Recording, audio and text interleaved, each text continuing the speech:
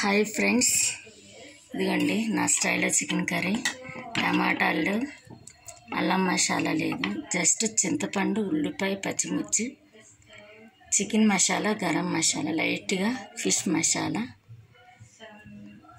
Chicken, ఉప్పు, కారం, పసుపేనండి.